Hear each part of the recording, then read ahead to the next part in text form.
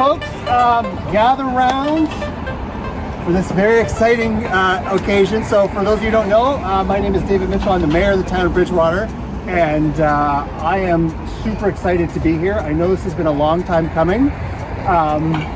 We wanted to do this many years ago. There's some complications. You can all call the province, your MLA, and get them to update the traffic standards. That makes it so these aren't illegal. But, you know, between Steve and our staff, we found a solution on, you know, a very busy intersection, very highly prominent, which is what we want to. But I just want to convey that this is more than just, you know, painting some colors on the road. You all know that. It's the town's way of publicly demonstrating to everyone that this is a safe, respectful, inclusive community where everyone deserves to be treated with love.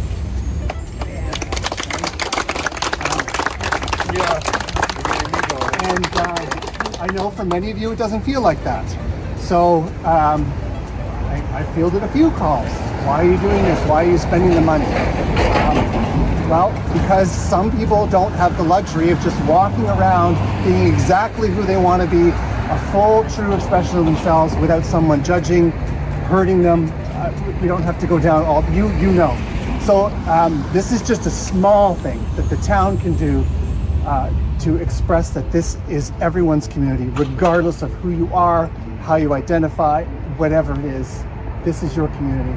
And so we are privileged to be able to do this. And so I do want to thank Lunenburg Pride and our staff team for working together, and I look forward to the parade that's coming next month, our first Pride Parade. Town Council will be there with all of you, and so, you know, better things are ahead. And I'll turn it over to you. Jeez, now I gotta try not to cry. Thank you. No, I mean, like you said, this is it's a small gesture in the grand scheme of things, but it really means a lot more than just paint on a road. I know people here are part of the LGBTQ plus community. There are allies here, and the climate that we're currently living in, where there is a lot of vitriol and attacks on LGBTQ folks, especially trans people and drag queens, you know, especially when we have the events in Bridgewater next month, this will show to them that it's more than just paint.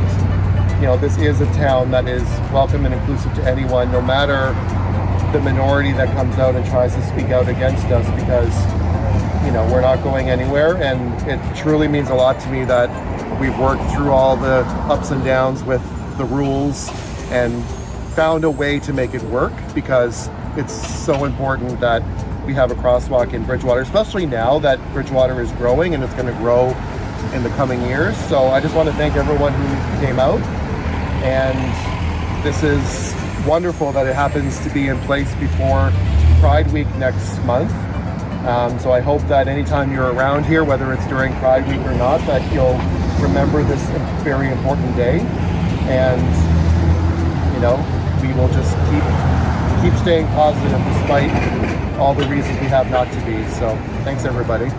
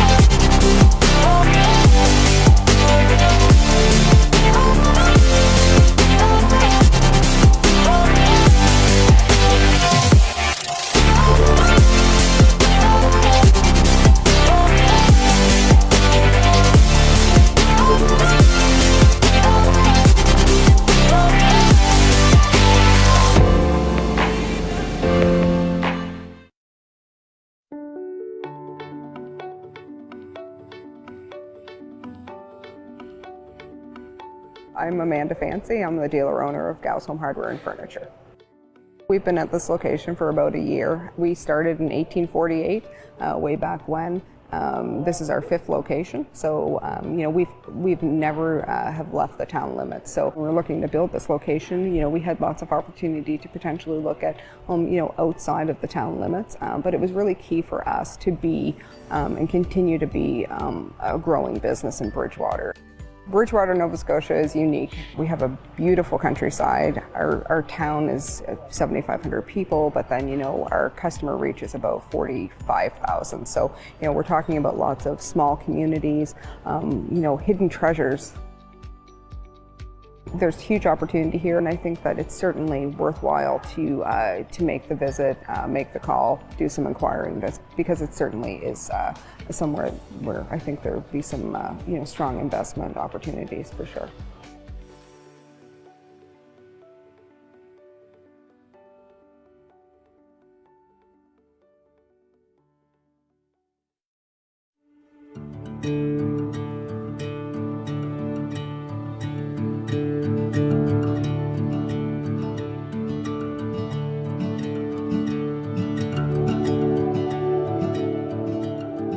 My name is Joey Richard. I come from Quebec, Montreal.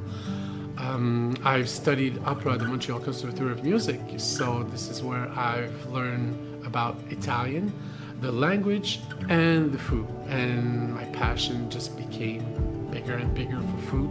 I've been cooking for 20 years, almost. I opened a family business, but the only thing I forgot is that my family is still in Montreal, so I'm like, I'm trying. I make new friends. I'm building this thing, but it is a family business here. My chef is like my brother.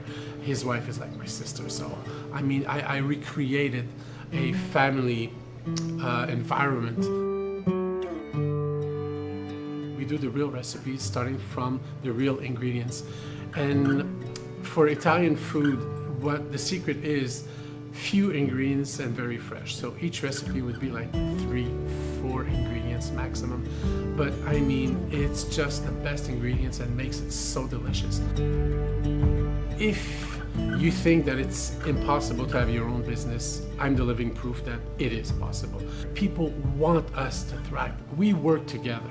So everybody helps each other. If you want to be part of a community, it is the community to be part of.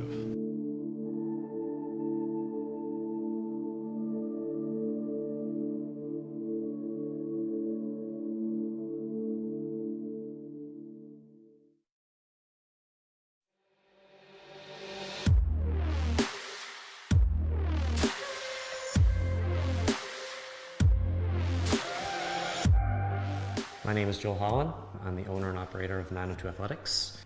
I found the opportunity, started this gym in my parents' garage, and now we are currently in an 8,600 square foot facility.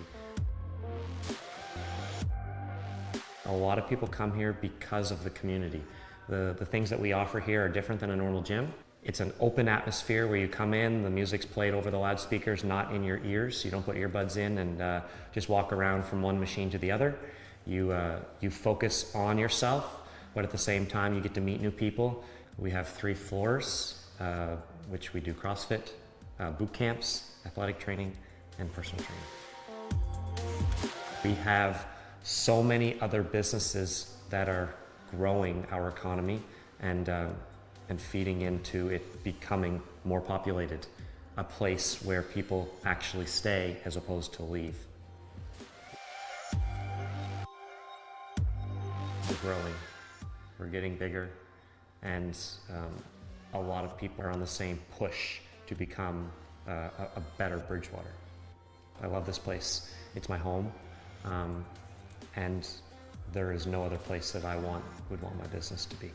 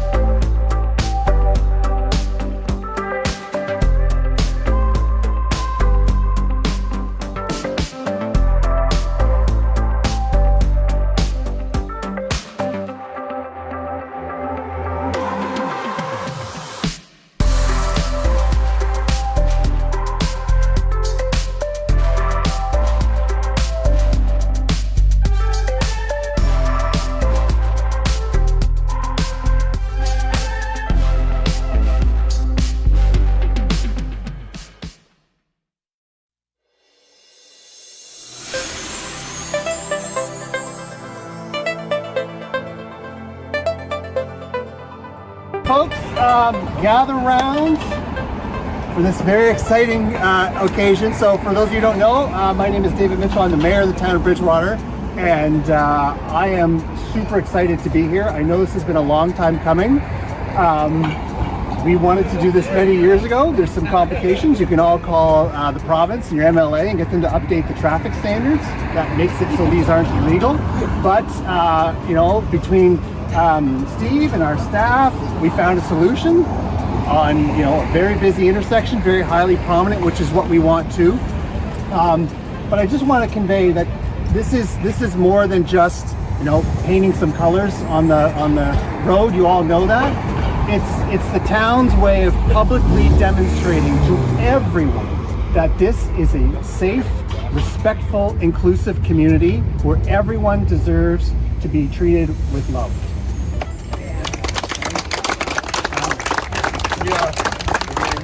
And I know for many of you it doesn't feel like that. So I fielded a few calls. Why are you doing this? Why are you spending the money? Well, because some people don't have the luxury of just walking around being exactly who they want to be, a full, true expression of themselves without someone judging, hurting them. We don't have to go down all, you know. So this is just a small thing that the town can do to express that this is everyone's community, regardless of who you are, how you identify, whatever it is. This is your community. And so we are privileged to be able to do this. And so I do want to thank Lunenburg Pride and our staff team for working together. And I look forward to the parade that's coming next month, our first Pride Parade. Town Council will be there with all of you. And so, you know, better things are ahead. And I'll turn it over to you. Jeez, now I gotta try not to cry. Thank you. No, I mean, like you said, this is it's a small gesture in the grand scheme of things, but it really means a lot more than just paint on a road. I know people here are part of the LGBTQ plus community. There are allies here, and the climate that we're currently living in, where there is a lot of vitriol and attacks on LGBTQ folks, especially trans people and drag queens, you know, especially when we have the events in Bridgewater next month, this will show to them that it's more than just paint. You know, this is a town that is welcome and inclusive to anyone, no matter the minority that comes out and tries to speak out against us, because, you know, we're not going anywhere. And it truly means a lot to me that we've worked through all the ups and downs with the rules and found a way to make it work, because it's so important that we have a crosswalk in Bridgewater, especially now that Bridgewater is growing and it's going to grow in the coming years. So I just want to thank everyone who came out, and this is wonderful that it happens to be in place before Pride Week next month. So I hope that anytime you're around here, whether it's during Pride Week or not, that you'll remember this very important day. And, you know,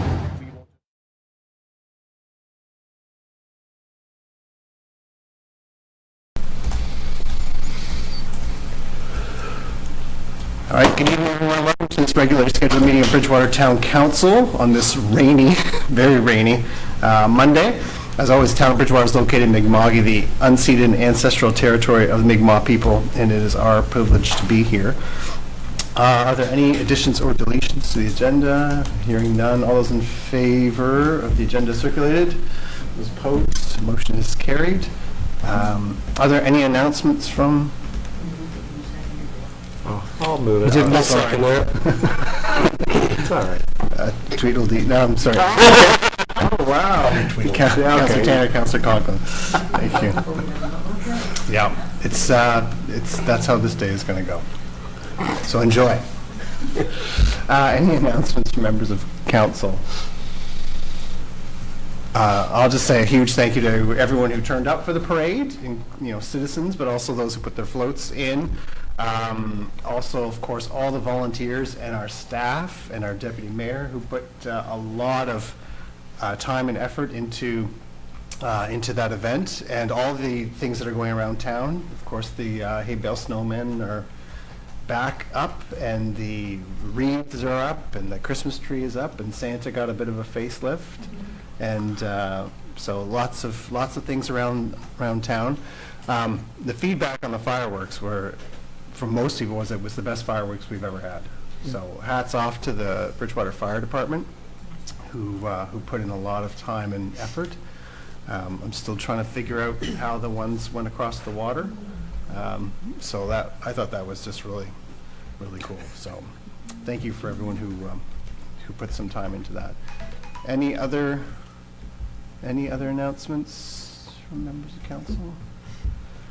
Okay, we're down to delegations. I don't know if there's any delegations from the public. No?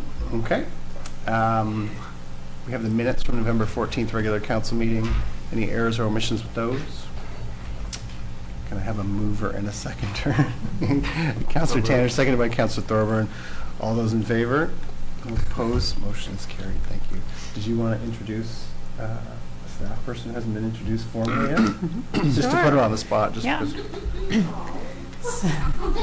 So we have in attendance tonight Julie Visser. So you've probably seen some emails come in from Julie, but Julie is the executive assistant to myself and the mayor, and she's been here since July, I believe.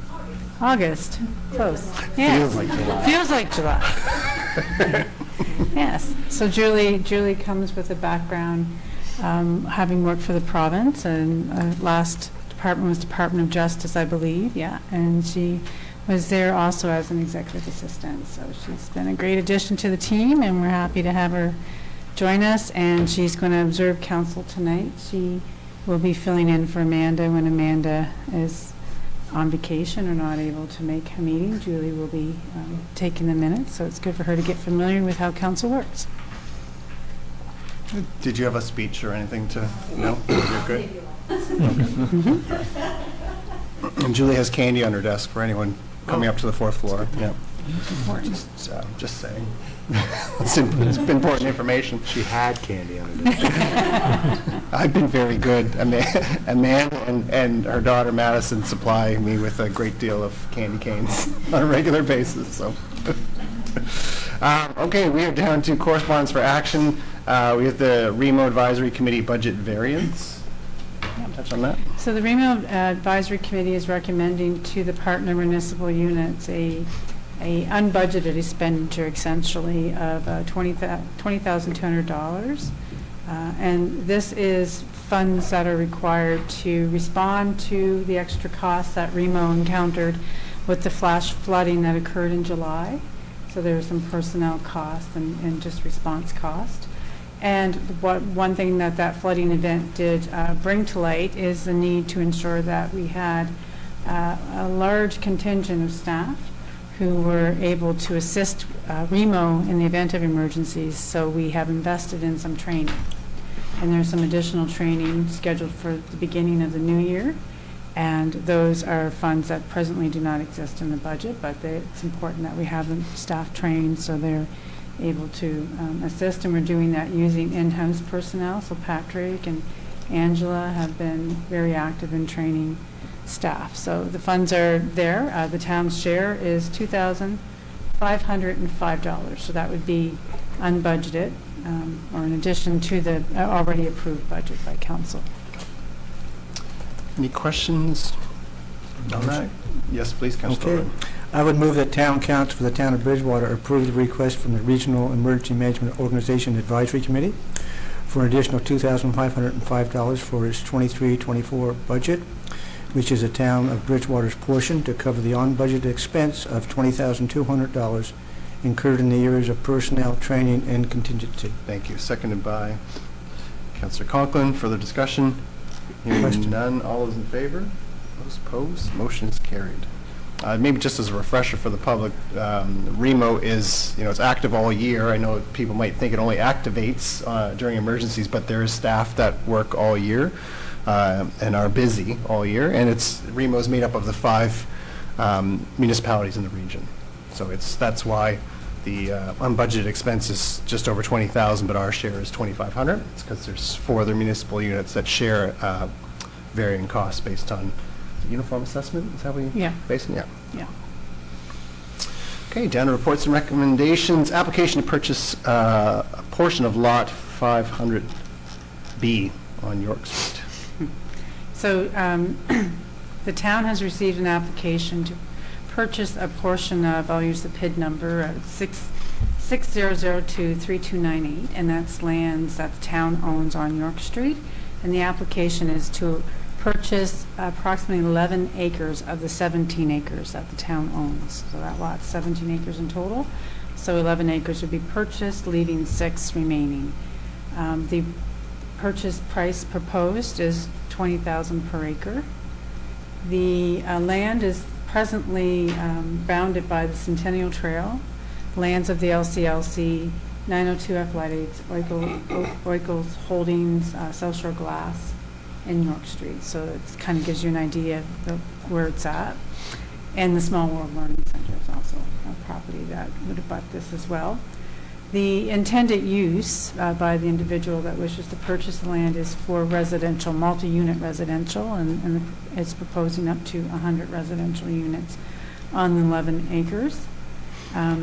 It's being proposed to be one lot, so it would be a bare land condominium type development. And the present zoning right now is industrial, and it does not accommodate residential uses. There's also a portion of the land that's under lease with Small World Learning Center. So there's 2 portions that council has under lease. There's one called Demised Area 2, which is the larger piece in the back. And then there's Demised Area 1, which is land that has frontage on York Street. Small World has a right of first refusal on the Demised Area 1, and that is not part of this land acquisition. Demised Area 2, a portion of that would be part of this, and so to proceed, we'd be looking at having to terminate that portion of the lease arrangement, which is the back portion, not the front portion, where Small World has recently expressed interest. And there's a 30-day notice requirement under the lease with Small World for that. And that would be suggested that we wouldn't trigger that until we knew that the conditions have been satisfied with this particular acquisition. So the market value that we have established for land in the Bridgewater industrial area is $40,000 per acre for service lots and $20,000 for unserviced. So this is $20,000 per acre and meets that market value requirement. Because the use is residential, the zoning would have to be changed. And the zoning would have to be changed from industrial to a residential zone that would best accommodate the proposed land use. So one of the conditions would obviously be that the purchaser is able to obtain a rezoning, which would involve both a planning strategy amendment and a land use bylaw amendment. And when we're looking at a rezoning, an analysis of the infrastructure required to support the development would be done as well, to ensure that changing it to a use that may have a higher intensity with respects to wastewater, water, traffic, that in fact would be supported by planning policy. And so that analysis would be done by staff upon application. The typical other condition that council has with respects to land sales is a buyback agreement, and the buyback agreement would be negotiated and approved by both parties prior to closing. And this would, given the size of the development, probably be more suited to a phased buyback agreement as a timeline on phase 1, 2, and 3, etc., which would be brought back to council for approval prior to executing. So the summary of the conditions would be a purchase price of $220,000 for 11 acres, planning strategy and land use bylaw amendments to enable the development proposed, and that would have a condition date to be satisfied of May 30th, 2024. So it takes some time to go through that process, and that's why that date would be that far out. The purchasers satisfying themselves that services are adequate for the proposed development, so that would be sewer, roads, water. And again, the condition date would be the same as the rezoning, because we'd have to look at that anyway. Successful negotiation of buyback agreement prior to closing, and the closing date is proposed to be July 30th, 2024. And the use is multi-unit residential, so that would be the sale, and the buyback agreement again would have that condition contained within it. Any proceeds from the sale of land are required to go into a capital reserve, and that's required under the Municipal Government Act. So that's where those funds would go once the sale is completed.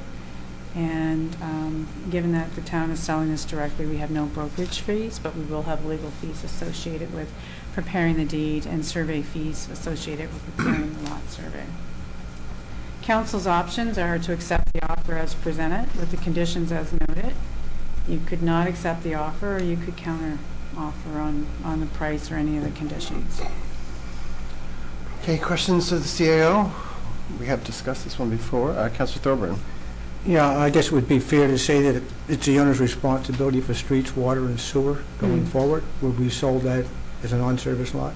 Yeah, so, and that's part of the analysis that would be required by the purchasers to understand what upgrades, if any, would be required in order to accommodate a residential development of that size of 100 units. And it would be the developer's responsibility to undertake that. Okay, I just want to make sure the public knew it was their responsibility. Yeah, no, that's a great question. Councillor Como. What tools would we have at our disposal to ensure that there's a buffer along the trail, between the trail and the development, a buffer that council would be satisfied with? So we would look at that, look at whatever our land use bylaw requires for separation between open space or recreational uses and other types of development. So that would be your primary tool, is within that. If, depending on the zoning that's required, there may be a development agreement required, and you can typically get into buffering requirements within that as well. Yeah, so. Good. Yeah. And so Small World, I think they use more space than that demised area in question. Are they aware of the situation and satisfied? They are aware that the town is looking at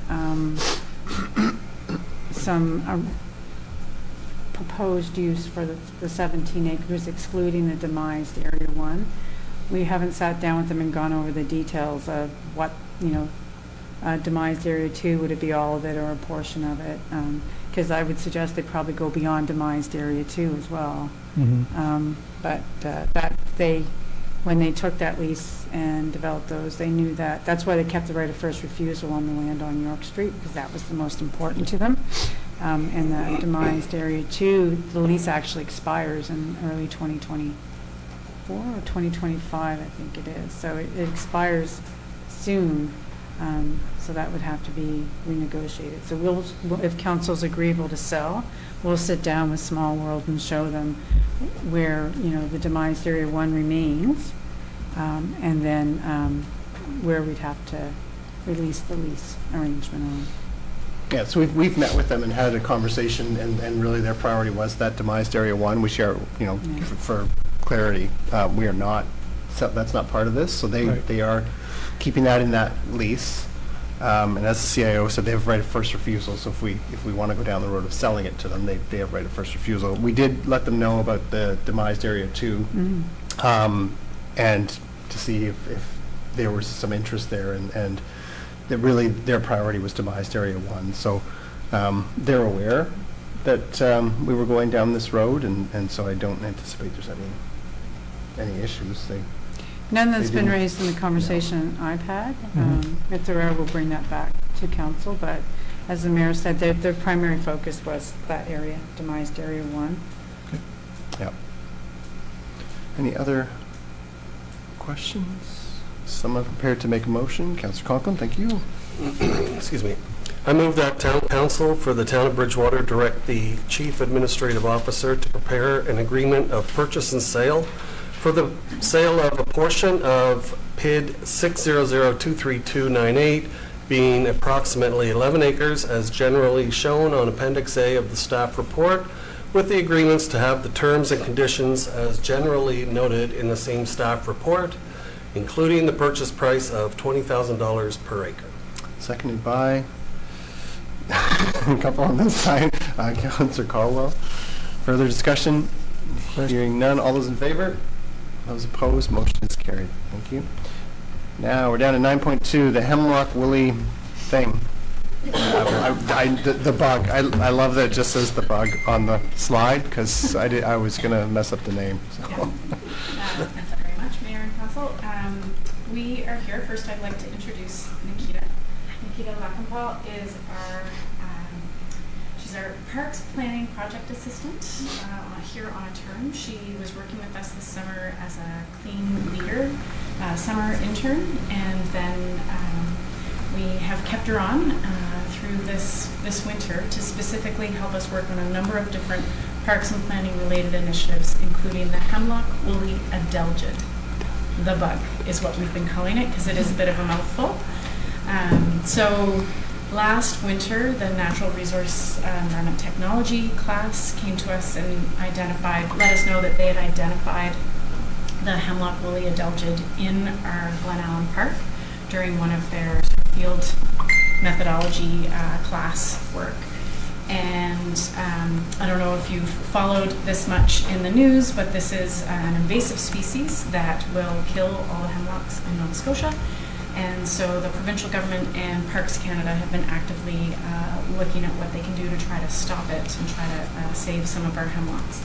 So over the past few months, Nikita has been learning a lot about this bug and trying to understand what we might be able to do as a town to preserve some of our hemlock trees in our parks, because those hemlocks are part of what brings the magic to Glen Allen Park, for example, those gorgeous old mature hemlocks. The Sustainable Community Fund from the province of Nova Scotia opened for receiving applications. That's one that was just announced. It's funding the upgrades at the museum. And the second round of funding was just announced a few weeks ago. So we submitted an expression of interest to find out if a project related to addressing the Hemlock Woolly Adelgid would be a project that they would consider. And they responded with, yes, they would consider this. And so we're here tonight to share with you information about the bug and to, I guess, get your direction on making that application. So Nikita's going to do presentations so that you know what exactly this bug is all about. Hi everyone. So like Jessica mentioned, and like we like to call it in Bridgewater, the bug. So I'm going to talk about the Hemlock Woolly Adelgid, and in some slides it's also shortened as HWA, so in case you see that in the slides. A little bit of history about HWA, since none of us have any idea, including me, that what it was about. So it's a tiny aphid-like insect which first arrived in North America in 1951 on an infested stalk of hemlock wood from Japan, actually. And it started spreading rapidly due to favorable climate and the absence of any native biocontrol agents, and was first detected in Nova Scotia in 2017. It feeds on the nutrients in the water storage cells at the base of the needles, resulting in needle loss, impairment of new growth, and loss of any photosynthetic capacity of the hemlocks.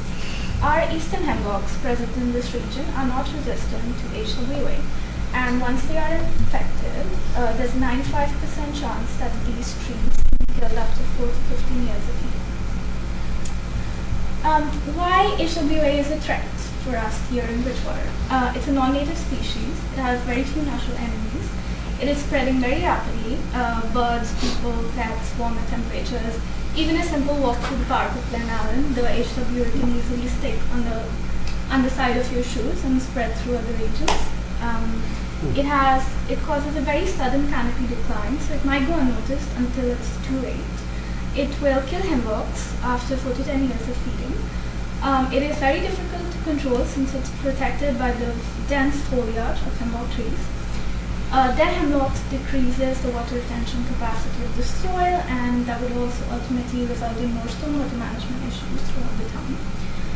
There is also, from a Nova Scotia province study, an approximately 16 to 20 million tons of an excessive amount of carbon dioxide, which is regularly regulated by these trees to be emitted, and that too just from Nova Scotia alone.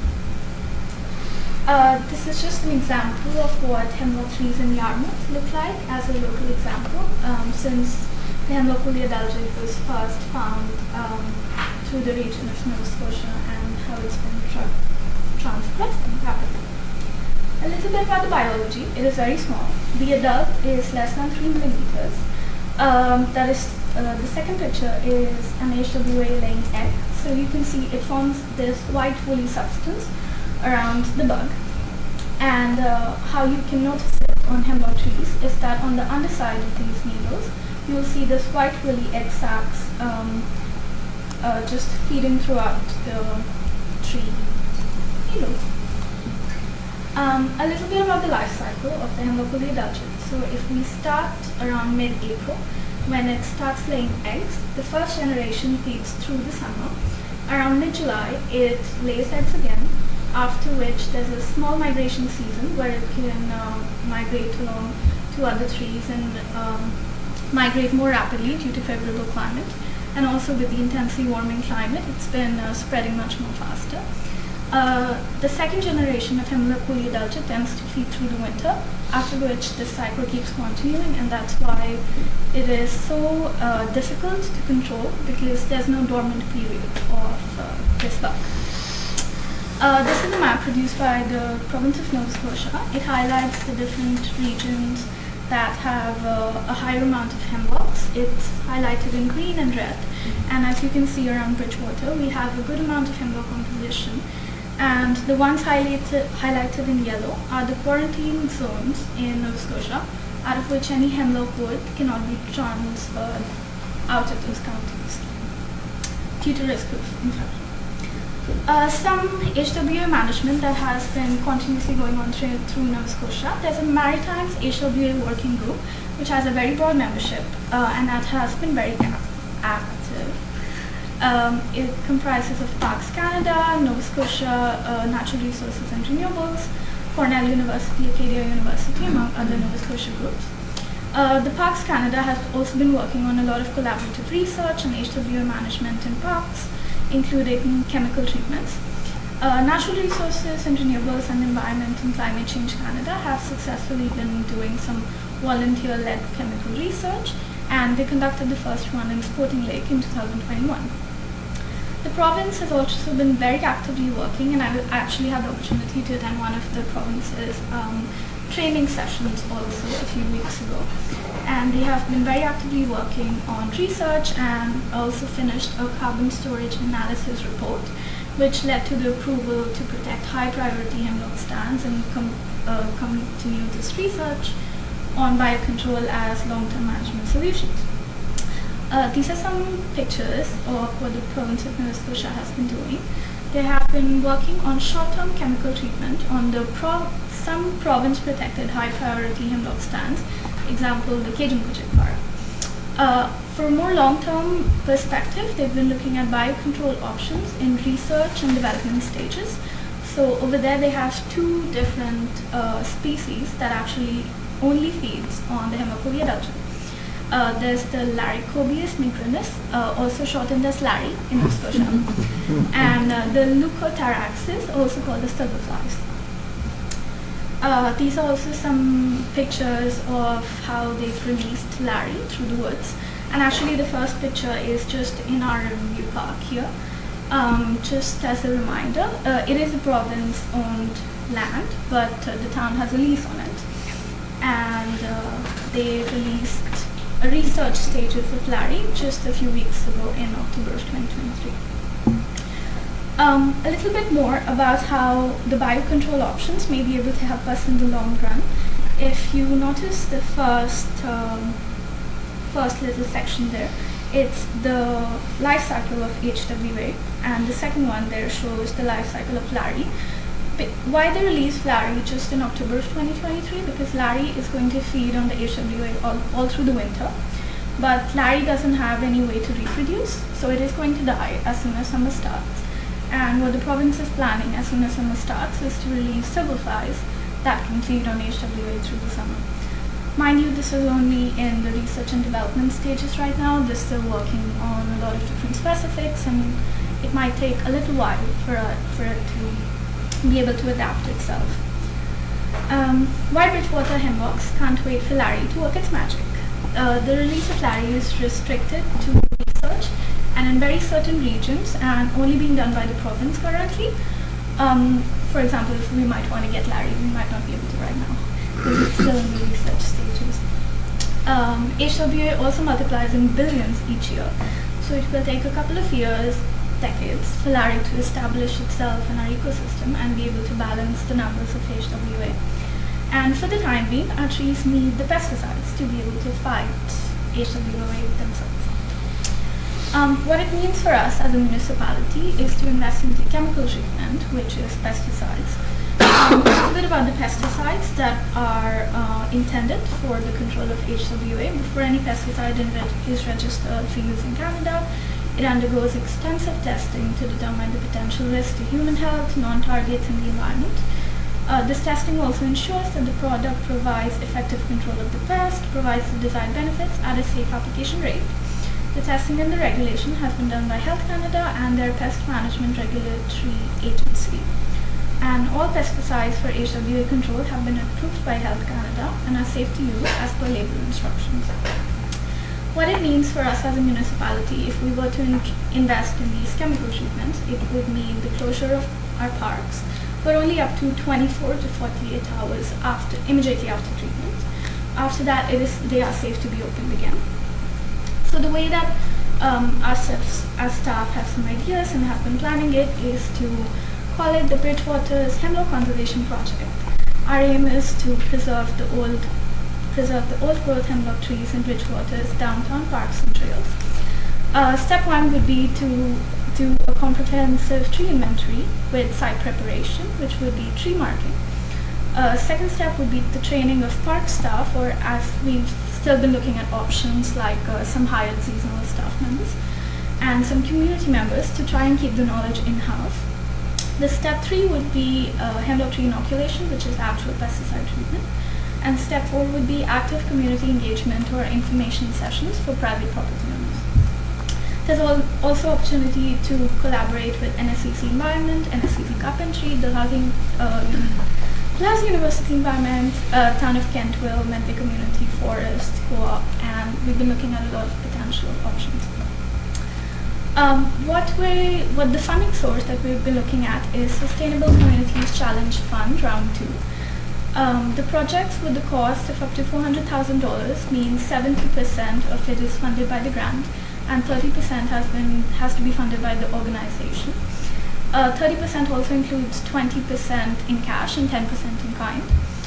The total approximate project cost that we have currently is $389,202, which means 65% of it, which is $255,500, is what we're asking the SCCF for, and 35% is what we are trying to budget as the organization asks. The project timeline would range from April of 2024 to December of 2025, so it would potentially be affecting the fiscal budget of 2024 to 2025 and 2025 to 2026. This is a little bit of a more cost breakdown on the different kinds of budget items that we've been looking at and the total. The options that have also been highlighted in the council report submission is council may approve the submission of the SCCF application as presented and consider that the TOB portion of funding within the 2024-2025 budget process. Second could be council could choose to fund the HWA pesticide treatment in full, and consequently the approval of funds would be included in the budget for 2024-2025. Approximately $194,601 of treatment cost per year, and that would have to be continued for 2 to 3 years. Third option could be that council could choose not to treat the hemlocks in Bridgewater's parks and trails, which will cause the HWA to kill 90 to 95% of hemlock trees within 4 to 15 years of infestation. We also did a preliminary cost analysis of what it would mean to remove these dead trees with safe removal practices, which will require an estimated cost of $43,125,000 over the next 4 to 15 years. Question? Any takers on option 3? Way to really sell the other 2 options. That was well done, Nikita. Any questions from Councillor Thorburn?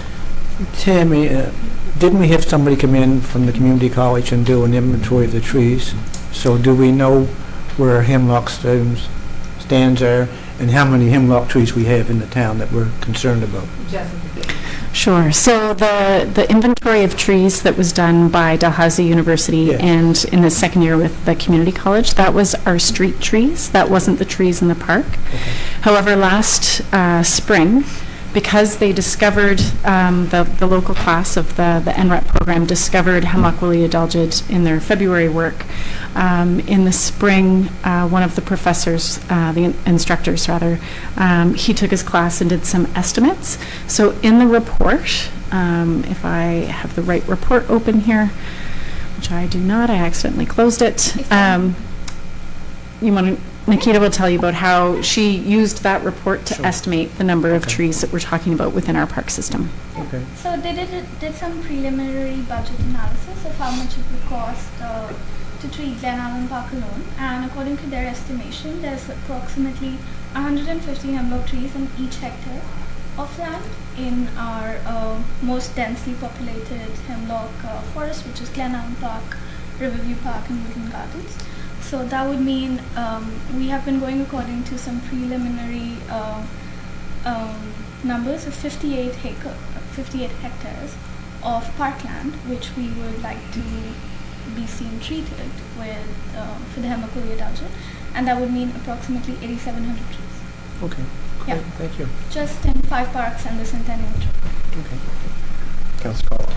Yeah, I find the presence of this bug alarming. Those hemlocks are an incredible natural asset, so I really feel we need to save them. But my question is, the report mentions parks and trails in the downtown area. Can you be more specific with what that includes, or if it's easier, just what areas are excluded? Yeah. The parks and the trails that we've included right now is Woodland Gardens, Glen Allen Park, Riverview Park, Brookside Cemetery, Tannery Park, and all of the Centennial Trail. All the trail. Yeah. Okay. These are the parks which have a lot of trees, Yeah. dominant trees. So Okay. those are the ones. Are there further questions? Councillor Caldwell? I know the project would include community engagement, but there are hemlocks on private land. If private landowners are concerned, they want to look at chemical treatment in the meantime. Is there like resources you'd direct them to? Yeah, definitely. So that is one of the things that we would like to give more education and outreach to private property owners. There's the Medway Forest Community Co-op, which has been very actively working with the province, and also have their own group, which is the Hemlock Hero Volunteers, which is one of their sessions was held at Glen Allen Park, where they were able to teach the volunteers how to do the treatment. So if private property owners were interested, and we could give them more education and more knowledge about that, and potentially have them partner up with the Hemlock Heroes volunteers who could help with the treatment options on their private lands. It's not set in stone yet, but those are some of the ideas we've been exploring. Okay. Further comments or questions? Is someone prepared to put a motion on the floor? Oh, sorry. I just wanted to just remind council that this is, we're making the application, and that as we further refine the proposal and the project, and we find out about the funding, that we'll obviously be coming back to council with more idea of exactly how we would do this, and that the funding would be from April 1st of 2024 to December 31st of 2025.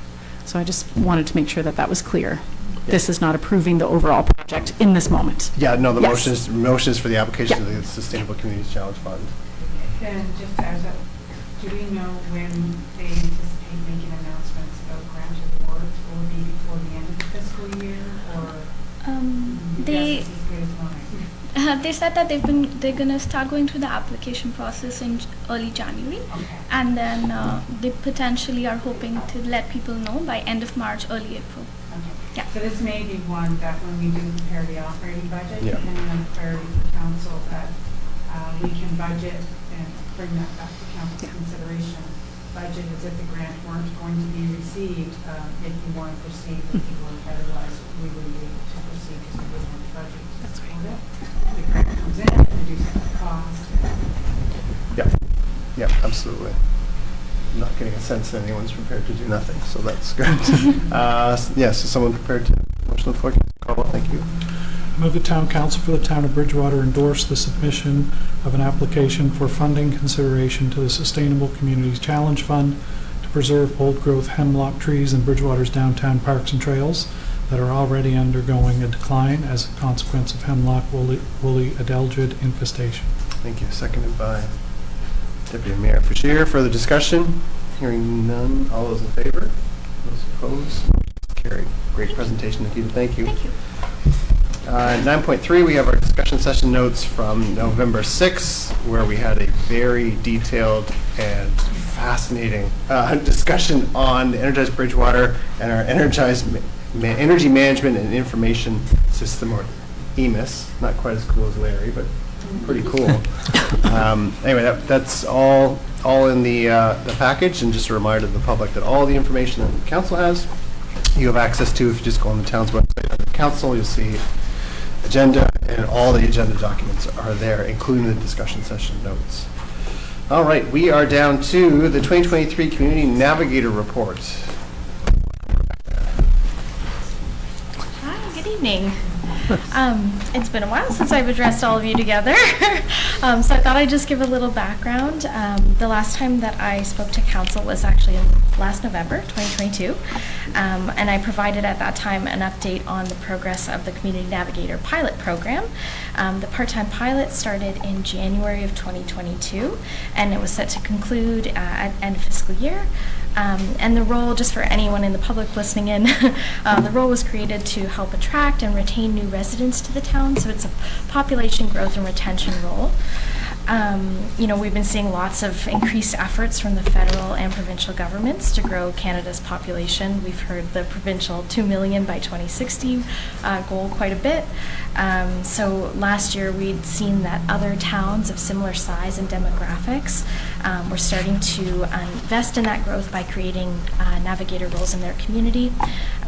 In that report last year, I shared that we'd had about 200 inquiries in the first year from prospective residents, from newly arrived residents, and community groups. And so we emphasized at that time the value of having a full-time navigator role created that could help us to align with provincial priorities, capitalize on some of that growth for our town, and support a smooth transition for those folks arriving. During your budget discussions, Council approved the creation of a full-time role starting April 1st. So I reapplied for the role at that time and was a successful applicant. And so I've been in the role about 6 months now. So today, again, I'm just providing an update on progress and activities that we've been involved in the last year. And I thought I'd also just share a little bit of current data with you that might be interesting about just the state of immigration in our county and some of the plans that we have upcoming for 2024. Let's see if I can get to my next slide here. Okay. This is some recent data that I received from the Department of Labor, Skills and Immigration. Shows that 2022 was another record-breaking year for population growth.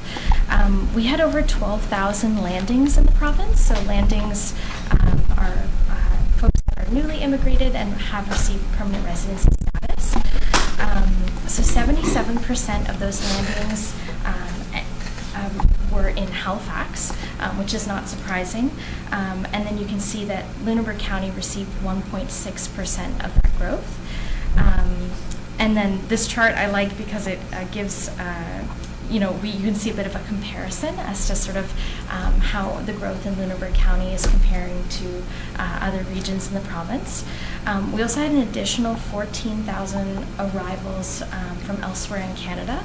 So if we're assuming that we're receiving another 1.6% of that growth, we can estimate a total of around 430 new residents in Lunenburg County last year. The province has recently launched sort of a new marketing initiative, which they're calling You Belong in Nova Scotia, and I have a little bit about the creative concept of that. But really, it's focused on not just meeting these targets as numbers, but on putting in the social and cultural infrastructure in place to make sure that folks not only arrive but have a positive experience and stay long term. So they've been investing in services like iSands and YReach locally, and our Atlantic Canada Language Academy in nearby Lunenburg. And they have sort of 4 key priorities under this new strategy: mental health and wellness initiatives, collaborating with communities and cultural groups on events and programs, providing services for high-skilled immigrants, so that's like healthcare workers, and developing EDIA resources, equity, diversity, inclusion, and anti-racism. So for my part, I've actually received almost exactly the same number of inquiries this year. There's a little bit of variation quarter to quarter, but overall, it's very consistent with last year's numbers. So again, about 200 inquiries. And my work has also been broken up into about 4 key areas that we've intended to dovetail with some of the province's initiatives. So about 70% of my time is spent on ongoing consultation, sharing of resources, working one-on-one with residents and community groups, speaking engagements, things like that. And then the remaining 25%, we've focused on projects that support the council's strategic initiatives. So supporting healthcare recruitment efforts, participating and organizing community events and programs related to well-being and recreation, and recently doing a little bit of thinking about enhancing some of our digital marketing. So I'll just share a couple highlights from this year. Day to day, still doing plenty of corresponding with new residents. But I also started off consultations that deep dive into a variety of topics. So my calendar's up online and folks can book with me, and then we can sit down for an hour and get more in depth into some of the questions that they have. We're continuing to offer the welcome bags, the welcome packages. These are free for all of our new residents. So if you're a member of the public listening in today, you're new to town and you haven't come to pick up a welcome bag, please do so. They're full of lots of great free information. We also hand them out to visitors as part of the way that we market the town. So we've distributed several hundred this year. I've been meeting one-on-one with a lot of our community partners, like our Community Links, our King Street Youth Center, Lunenburg County Hikers, to name a few. And recently with our brand new newcomer settlement teacher, which is a brand new role at the local school board. The person in that role is Astrid Siegel, and she will probably come say hello to council at some point here in the next few months. But it's really exciting because it's the first role of its kind in Nova Scotia. She's specifically there to support new families and their kids get integrated into school, cope with things like culture shock, work through language barriers. So these are the type of people that I am keeping in touch with on a regular basis, making sure that we're really aware of each other's roles and we can help direct people to and from each other. And then, of course, lots of networking and community engagement events. One that I recently did that was really enjoyable was an international student luncheon at NSCC. So it's a great way to meet some of the folks that are here temporarily who may choose to stay long term. And of course, everyone wants to know about healthcare, and I'm happy to say we have really good news. The big news in healthcare recruitment over the last year is that we've had 13 physicians successfully relocate to the South Shore, which is a pretty huge undertaking. 2 of those doctors are family physicians, and our other physicians cover a wide range of specialties: rheumatology, cardiology, emergency service. So all of those doctors are helping, decrease some of the strain on the healthcare system. We're so glad to have them. We have a local physician recruitment consultant and a physician settlement and retention coordinator at the Health Services Foundation who work together to help these doctors find our community. They come for site visits. I participated in 10 of the 13 site visits this year, and that's a great way to showcase the town. And data from NS Health says that 100% of the doctors who do a site visit sign a contract. So it's a really powerful tool that we have in our arsenal. And on the topic of healthcare as well, I did participate in it was called the Healthcare Recruitment and Retention Community Conference this year. It was a 2-day conference in Halifax. It brought together more than 100 representatives from community groups all across the province to share ideas and resources and talk about strategy. It was an amazing networking opportunity, and as a result of that, I was able to connect with quite a few other navigators. So we do have a monthly meetup now. We do it virtually. It's an opportunity for us to share tools and problem solve together, and they're a great group of people, so that's been enormously helpful. And that department, the Office of Healthcare Professionals Recruitment, OHPR, provided quite a bit of funding last year for the first time through a community fund. I also wrote letters of support for applications. So we did a letter of support on behalf of the town for our local health services, and they did receive some of that money. They received $75,000 last year. Those went to that funding went to several different initiatives, but one I just want to highlight for you is their new website called practiceherenow.ca, and if you haven't checked it out, you should. It's beautiful. They have drone footage of the new hospital expansion, and it's sort of a one-stop shop for healthcare recruitment in our area. I know South Shore Multicultural Association also received about $30,000 last year, I believe, through that grant, so that's been really helpful for our community. And of course doing lots of programs and events as well, both participating in the community and coordinating some of my own. I just threw up a couple of fun pictures here. We have two cohorts this year of students from Dalhousie came to stay in Bridgewater for a week as part of the Rural Week program. So it's a chance for them to, they're in Dal Med School. They're thinking about where they want to work when they graduate. They spend a week in our town at the hospital, shadowing a doctor, seeing what life is like here. So we try to make sure they have a great time. They check out all the facilities. They use the gym. We did a puzzles and pints night. This is a group of the students with their welcome packages over at Lightship in Lunenburg. So it's just another way that we're trying to invest in the long-term health of our healthcare system. And we continued, last year I told you a little bit about a coffee social program that we did at the museum. We continued a similar iteration of that this summer, and it was also at the museum, but this year we partnered with the South Shore Refugee Project, which is a group of really passionate, amazing volunteers in the community who are some themselves immigrants, refugees, and newcomers to the community who just want to share and be a resource. So they organized programs throughout the summer on a bi-weekly basis. They were free to the public. Anyone could drop in. No sign-up was required, and it was an opportunity for folks to practice their language skills, to just meet some friendly faces. It was volunteer run, so we've taken a little bit of a break right now just while they build up capacity for that, but I do hope we can bring that program back again in the future. And of course we had our big Community Connections Day. That was one of the bigger events that I coordinated this year, and with a lot of help from Recreation.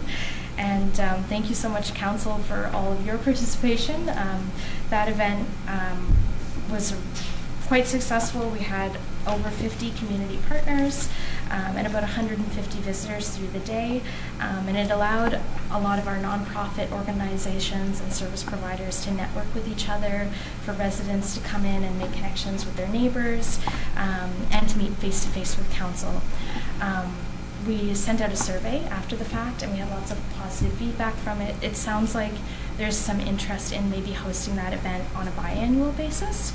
And just through discussions with our fabulous new Economic Development Officer, Donna, we've been talking about ways that we might consider reframing that as like an open house event. So an opportunity to showcase a sampling of all the amazing things on offer in the town. And if it is a more regular event, it will also allow partners like the health recruitment team to be able to mark that on their calendars, so that when they do have visitors coming from out of town or from Halifax, it's something they can count on, where they're going to be able to see this great bird's eye view of the community. And I just threw in this as well. This was one of my highlights from the year. I did some equity, diversity, and inclusion training with the students in Halifax. I had a great experience. I did a day-long welcoming communities workshop with them, and it was so positive that afterwards we invited them to come and do some training with town hall staff. And that was really well received. I'm hoping to be able to bring more programs like that to town hall in the future, because it takes a village, and everyone increasing their intercultural competency skills is going to have positive effects on all of these programs. So we'll try to do more events like that in the future. And this is sort of the last project that I've been working on a little bit this year and plan to carry over into 2024. We've been in talks with Patrick, our communications officer, and our new economic development officer, thinking about ways that we can start to build on our existing marketing materials, like the explorebridgewater.ca website and our prospectus. We're interested in maybe developing a more formalized relocation guide. These type of guides walk newcomers through all the steps of moving. So for everything from opening a bank account to how to dress for the weather, to choosing the right town and neighborhood. The Truro-Colchester Partnership is a regional enterprise network in the province that has a really fabulous example. So that's a great guide to look at. They have beautiful, like, printed, glossy copies of it, and also PDFs on their website. And they've had quite a bit of success with that program. So you might have seen there's been some news articles about how that's really helped enhance some of their recruitment efforts. Usually these are done by an REN or a LIP, a local immigration partnership. Unfortunately, we do not have either of those groups in our community yet, but there are rumblings about our folks in our community banding together and putting together an application for LIP upcoming in 2024. So Donna and I are both keeping in touch with our partners to learn more about that, because we'd love to bring you some good news about an LIP getting established in our area. And because these types of guides are usually made by large groups of partners, we're starting to think about how we can do that with our small but mighty team, maybe in a slightly adapted way. And I thought I would just close by sharing that we do have a 70% rolling retention rate in the province. So that's long-term retention, folks who are staying more than 5 or 6 years, which is the best retention rate in Atlantic Canada, which is great, but a little bit lower than other parts of Canada. So it just further emphasizes the fact that we do need to stand out when it comes to recruitment efforts. Labor force challenges are being experienced globally, and in the healthcare recruitment field, they're often talking about our value propositions. So saying that it's great to say we're a beautiful small town 20 minutes from the beach, but so many small communities in Nova Scotia are saying the same thing, that we really want to be able to tell a unique story about our community. So enhancing marketing materials and digital assets like the Explore Bridgewater map and relocation guide, coupled with placemaking activities that activate the river and our parks and our many amazing facilities like the museum and the LCLC, will help the town set us apart from other communities like Cape Breton and Truro-Colchester and Wolfville and Yarmouth. We want to tell a unique story about what life is like here with strong visuals, targeted language, and compelling testimonials, so that we can really create an interesting narrative. And we have submitted an application for a small amount of funding through that OHPR grant as well to help support some of those initiatives for next year. We're hoping to know a little bit more near the end of December, early January. Yeah. Did you have any questions this evening? Thanks, Rebecca. Questions from members of council? Councilor Taylor? Rebecca, do we attend any trade shows of sorts? Like, do we go to Saltscapes or any of those other Atlantic regional ones at all? I have not in my year and a half here, but I'm quite confident that with Donna as part of our team, she's very well connected, and because of her background in tourism, I think that she is interested in expanding to participate in some of those events. Yeah. Councillor Caldwell. The relocation guide, would that or could that include our local municipalities? Yeah, I think it could, certainly. It's in the Truro Colchester example, the first section of it talks about choosing Canada. The second chapter talks about why Nova Scotia, and then the third section is all about their region specifically. But there's so much information needed to go into a move like that, and really, we're so fortunate in Bridgewater that anyone relocating to our region is, as the main street of the South Shore, is going to be interacting with our community. So I always think it's a win when we can promote all the things that are happening in our region. So I would certainly be interested in chatting with some of our partnering municipalities and seeing if that is something that they'd like to participate in. And I think it could only enrich the document. Other questions or comments? Councillor Thorburn. In your report, you show another couple hundred people from in-province migration. And we show Lunenburg County. Is that broken down like in the 5 different units? So how many's in MODL, how many's in Lunenburg, Bridgewater? Just to give us some idea of where they're going? Yeah, unfortunately, Labor, Skills and Immigration doesn't have that specific of information. It's a bit of a tricky thing tracking this. You'll see that they are just tracking landings as well. So, and that's just because of some of the challenges of keeping this data and collecting it. It does not include, for example, anyone who has immigrated recently and is here on a temporary work permit or a temporary study permit. So the true numbers may actually be quite a bit higher. We can certainly capture things like through our finance office, I'm sure we could capture information about taxpayers in Bridgewater, but that wouldn't include renters. So sometimes it's difficult to track some of that information.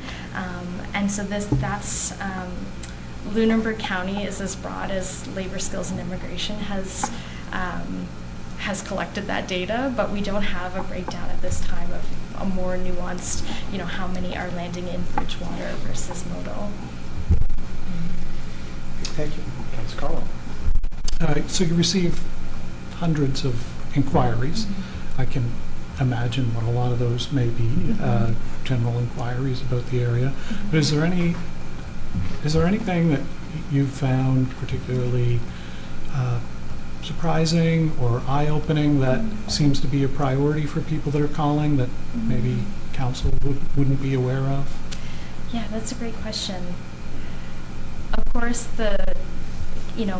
housing is a big one for sure, we know. Language learning tools are really needed in the community, so it's something that I've been speaking a little bit with our newcomer settlement teacher about. She's been an English additional language teacher at the school board for a long time. We're lucky to have Atlantic Canada Language Academy in Lunenburg, but in terms of free programs, drop-in language learning programs, we don't have a lot in our area. And there are tons of services offered through iSANS, but that is located in Halifax. So EAL services are kind of a missing piece in our community. I'm always surprised at how many people reach out looking for a huge array of information. A lot of people aren't actually contacting me with a precise question, but are actually just reaching out just to say, can you tell me a little bit more? That's been a surprise for me. I did think more people were going to have really, really specific questions about the community. But that's why I've been sort of interested in looking into these guides, and why I've been offering longer consultations, because it seemed like through most of my conversations, a quick email wasn't enough. They really needed an hour to spend with someone just to kind of cover the basics. So, you know, yeah, that's been a bit surprising for me. I think that it highlights the fact that we can't have too many people involved in this work, because each family that comes needs quite a bit of support and attention to walk through that process. Does that answer your question? Yeah. Any questions? Great presentation. I know we had a number of events that were new since you joined the team that I thought were really unique and brought a lot of people together. The Community Connections event, and then we had one of the, what was the one, the LCLC? What month was that? Oh gosh.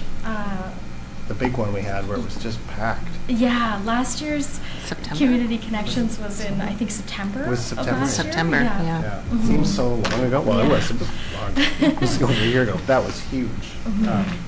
And lots of newcomers taking advantage of that. So yeah, there was a lot of feedback from that event this year that said a lot of folks were interested in maybe seeing it happen at the LCLC again, just to capitalize on some foot traffic, and you know, people using the rec facility that evening would be able to wander through as well. So that's something that we're going to think about looking into as well. Great. That's great. No, thanks for your presentation and your hard work, Rebecca. Thank you so much for your time. Right, 9.5, donations for the Bridgewater Curling Club. So this is a request through the Designated Communities Fund. So as a reminder to the public, it's not really a donation from the town of Bridgewater. It's people who make donations on behalf of the organization, and then we disperse those to that organization. So there is a request coming from that. Someone prepared to make a motion for that? Councilor Tanner? I move the Town Council for the Town of Bridgewater approve a grant in the amount of $25,200 in accordance with the Designated Communities Fund Policy Number 97 to the Bridgewater Curling Club for 2 capital projects that are planned for the summer. Okay, seconded by Deputy Mayor Fasheer. For the discussion, hearing none. All those in favor? Those opposed? Motion is carried. Next one is the same, donations from the South Shore Fieldhouse through the Designated Communities Fund. Someone prepared to make that motion? Deputy Mayor? Yeah. Thanks, Your Worship. I move that Town Council for the Town of Bridgewater approve a grant in the amount of $8,000 in accordance with the Designated Communities Fund Policy Number 97 to the South Shore Fieldhouse Society for the multi-use facility on Glen Ellen Drive. Thank you. Seconded by Councillor Conklin. All those in favor? Those opposed? Motion is carried. And we're down to our last item, Provincial Municipal Capital Growth Program application. So the province has announced the Municipal Capital Growth Program. It's a one-time fund opportunity and provides investment for capital for municipal infrastructure that would support priority areas including water and wastewater, accessibility, brownfield redevelopment, and climate change adaptation. It will fund 50% of eligible cost. There's no limit on the project costs that you could submit funding for, but the program does have a total budget of $32 million for all of Nova Scotia.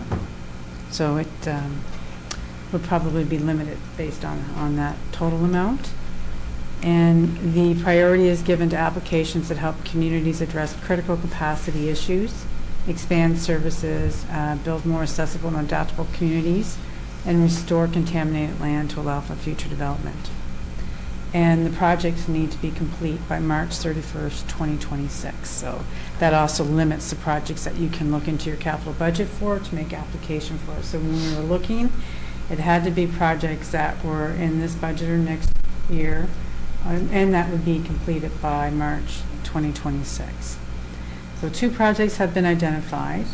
A municipality can make multiple applications, but you are required to prioritize them so that they can know what your top one is and then what your next one is. So the 2 projects that have been identified, first is the St. Philip Street water line replacement.